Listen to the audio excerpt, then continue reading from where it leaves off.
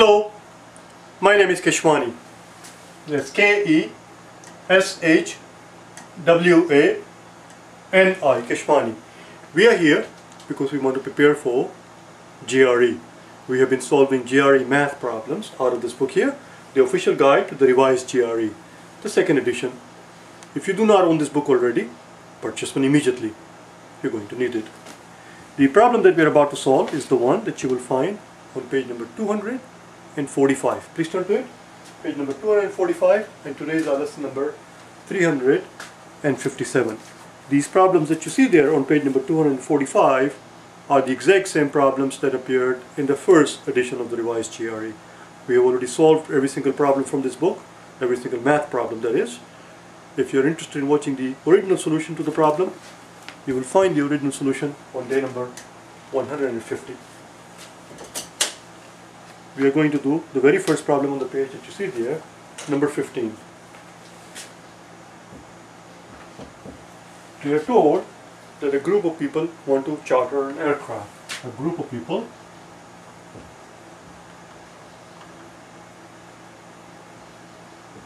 charter an aircraft. We are further told that the cost per person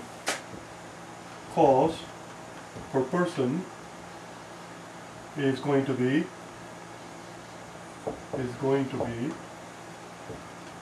$12 more if only 36 people go instead of 40. Let me change the marker. So if 40 people go, if 40 people were to go on the trip, the cost per person would be $12 cheaper. But if 36 people go, then each person will have to pay $12 more in that scenario. Because the cost to charter an aircraft, of course, is a fixed cost. They have to pay a fixed amount to charter this aircraft, and they divide that total cost among the people that they're going to travel in the aircraft. If there are 36 people, they're going to end up each paying $12 more. The question simply is, what is the total cost?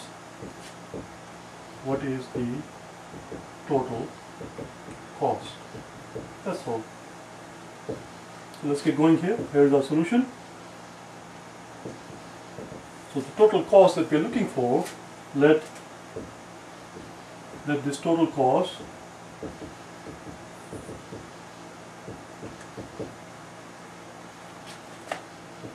to charter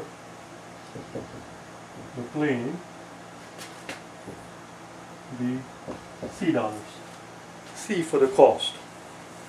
We're going to use letter D, small letter D, let small letter D for dollar be the cost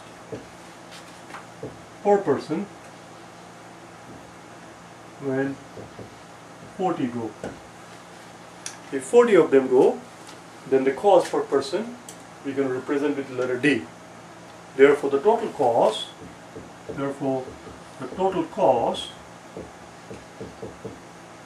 must be the 40 people that they're going times the D dollars per person. D dollars per person. It should say cost per person. So $40 per person. If 40 people go, it should say 40 people go when 40 people go. If 40 people are going, times D dollars per person. This is the total cost, and that of course has to equal to C, which is what we're using here.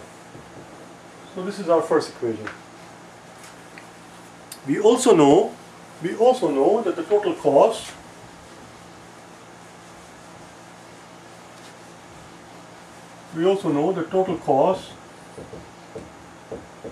which is C dollars, has to equal 36 when 36 people go instead of 40 people. I erased it. If 36 people go instead of 40 people, we are told that each person will end up paying $12 more. So instead of D dollars per person, it is going to be D plus 12. That's the additional cost per person if four of the people drop out if they change their mind. So this amount, 36 times D plus 12, has to equal 40 times D. That's all. And we solve for D. D represents the cost per person. D represents, let D be the dollar, let D dollar be the cost per person when 40 people go. So that's it. We're going to equate this quantity with that quantity and solve for D. So let's get going. So 36 times D plus 12 has to equal 40 times D. That's all. That's all. So 36D plus 36 times 12 has to equal 40D. Let's subtract 36D from both sides. Let's subtract 36D from both sides. Remember, D is the cost per person when n equals 40, when 40 people go.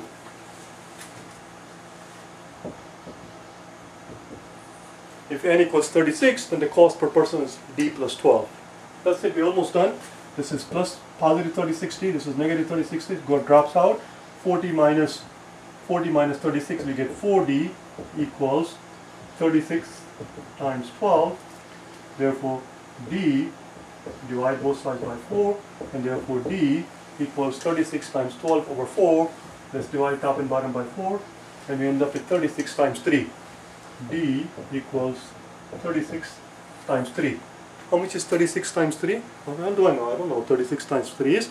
I know 30 times 3 is 90. I know 30 times 3 is 90. 30 times 3 is 90, and I know 6 times 3 is 18. So it's $108. Cost per person is $108. So that was the first part. They're asking for the cost per person, which is $108. Next, they ask for the total cost, which is straightforward, because remember, D represents the cost per person when n equals 40. If n equals 40 and this is the cost per person, then 40 times 108 must be the total cost. So let's find it out up here. Right here, see, total cost is simply 40 times D. We just found D to be 108. So where can we do it? Let's do it here. The total cost would be 40 times D, which is 108.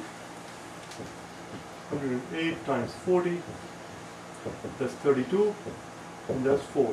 Very good. $4,320 is what it costs to charter the aircraft. That's the total cost. If only 40 people end up going, they will each end up paying $108. If 4 of the people drop out, if only 36 people go, then they will each end up paying $108 plus the $12, 108 plus 12, each person will end up paying $120. And you will see that 120 times 36 will give us the same figure, obviously. 6 times 0 is 0, then we get 12, carry 1, 6 and 7, 0, 6 times 2 is 6, 3 times 2 is 6, and then 3. 0, 2, 3, 4. Voila, you see? So if 36 people go, each person will end up paying $108 plus 12 extra dollars, which is $120 times 36. Let's do the next one, number 16. I want to knock out the next one also so that we can start the geometry in the next video. I'll give you a second to take it down if you have to.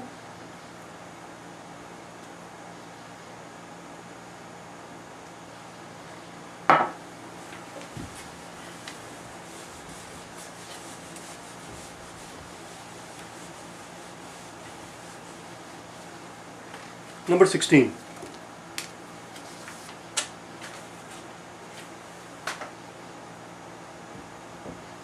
In number 16, we are told that we bought C antique chairs for a total of X dollars. I don't know how I keep picking up this marker is dying. So we are paying, so we have paid a total of X dollars to buy C antique chairs. If we pay $100 to buy 4 chairs, if we pay $100 to pay 4 chairs, the price per chair would be 100 divided by 4. If we pay $100 to buy 4 chairs, the price, therefore, the price per chair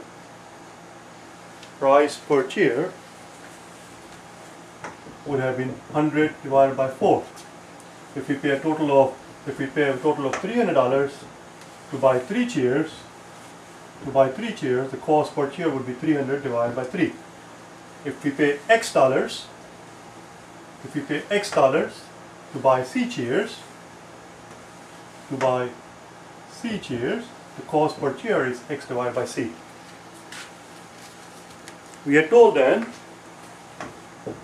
that we turn around and sell this thing. Then we sell this thing, sold each of these chairs for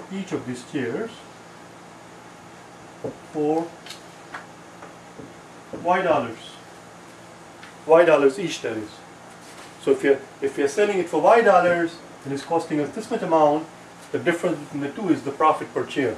Therefore, the profit per chair,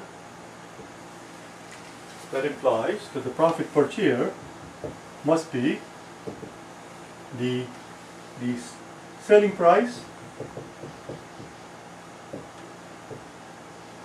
minus the cost per chair. The selling price is $Y, so it's Y minus X over C. There you go. That is the profit per chair. This is the profit per chair. And how many chairs are we selling? We are selling C chairs. We are selling C chairs. So if this is the profit per chair, and if you are selling C chairs, if the profit per chair, for example, if this represents a profit per chair of $20, suppose this whole thing represents $20, then if the profit per chair is $20, and if we sold 3 of them, then the total profit would have been 20 times 3. If the profit per chair is $7, and if we sold 10 of them, the total profit would have been 7 times 10. Therefore, the total profit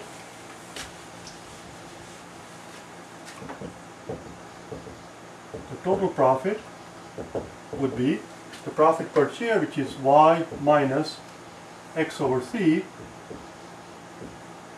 times C. Profit per chair times the number of chairs. We have to simplify this thing. We can't leave it like that.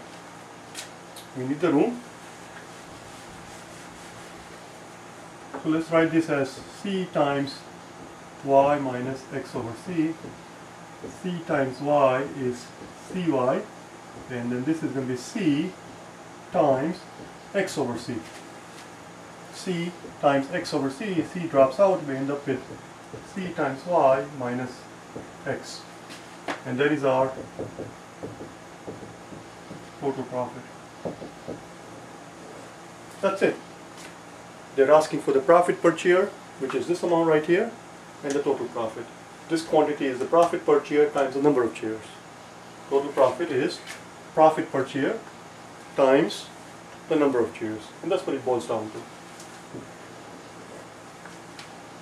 I'll see you tomorrow, or we'll start with number 17, the geometry questions. Alright?